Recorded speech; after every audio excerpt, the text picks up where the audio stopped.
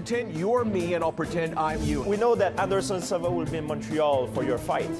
Are you thinking about fighting him next? No, I'm not thinking about fighting anyone past this. You're very good at mimicking me. My accent is better than your accent. Merci beaucoup, Monsieur GSP. I call you GSP because you are the great Georges St-Pierre. Now I can mimic you speaking French. Merci beaucoup, GSP. I'm Michael Landsberg. Hey, let's go back to the old technology. Hey, Georges St-Pierre, Michael Landsberg, I'm calling to say hello. How are you? I'm doing well. Hey, Michael, I want to be you, and you're trying to be me. Is that good? Yeah, that's Let's good. I'm just again. going to tell folks that the reason why we're talking by phone now, I'm going to put mine down, is that we're having audio problems. So we said to George, just pick up the phone. All right, George, let's hear what you got. Okay, all right. Welcome to Off the Record. We're having a technical problem now, so we're talking on the phone. We're having Georges St-Pierre on the line. How are you doing, George? Hey, I'm doing great. Michael, it's great to talk to you. You know what? I've already screwed it up, George, because I started to sound like I'm Yiddish. Oh, George, Michael, you wouldn't believe. I'm terrible at doing Georges St-Pierre, but I'm doing very well, thank you. How are you, Michael? I'm doing very well. What happened with you, George? Are you still training? Are you getting fat, eating some poutine? What's going on in your life? No, I'm not getting fat at all. You know, a guy's got to fit into those shorts. So, no, I'm feeling good. And speaking, by the way, Michael, why'd they cancel your show? Well, I've been doing it for a long time, so it's like you, sometimes you need some time off, to refresh your mind and you look for a different challenge, You're making me smile. Okay, let me go back to being Michael and you go back to being George. Great to talk to you, my friend. How you doing? I'm doing very well. So, what's your status right now? If you had to fill out a form where it said, marital status, single, work status, what would you say your work status is right now? And my work status, there's a lot of things I'm working on. I'm still training. I'm in good shape. I took a break out of competition. I'm always going to be training for the rest of my life.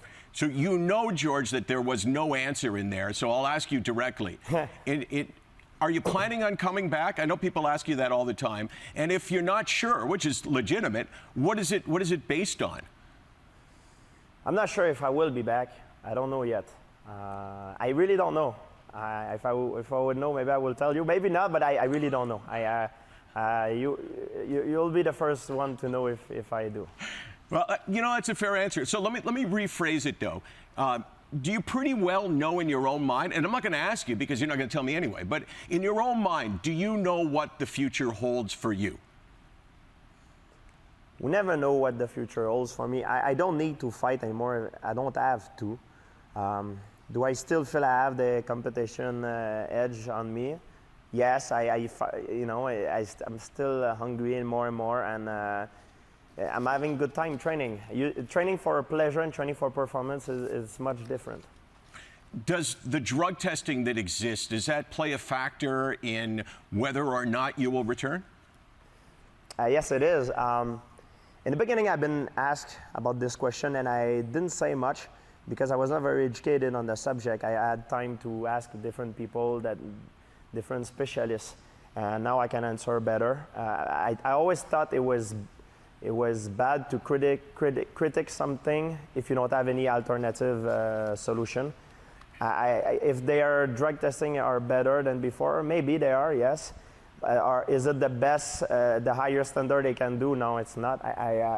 For my point, I would like the test to be public. I think it needs to be public, and because sometimes we need to know who they're testing, what they're testing for, and also sometimes there is guys that are false positive, and we need to know why they're false positive. You need to make these things public. This is very important. If I put my car to the garage.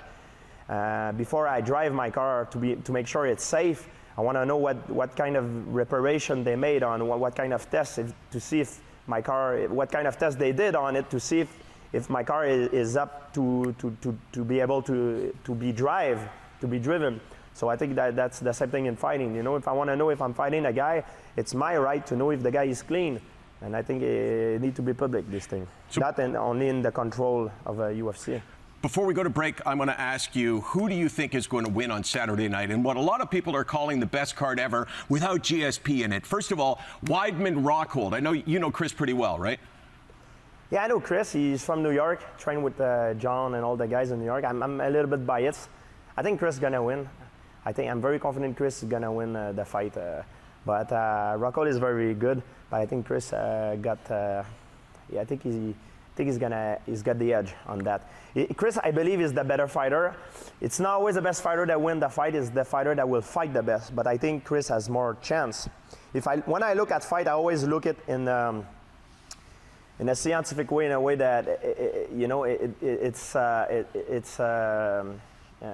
statistic. I think Chris has more. The odds are in Chris' favor. That's what I believe. Well, I'm going to give you a couple of minutes to think about Conor McGregor, Jose Aldo. We'll ask that when we return.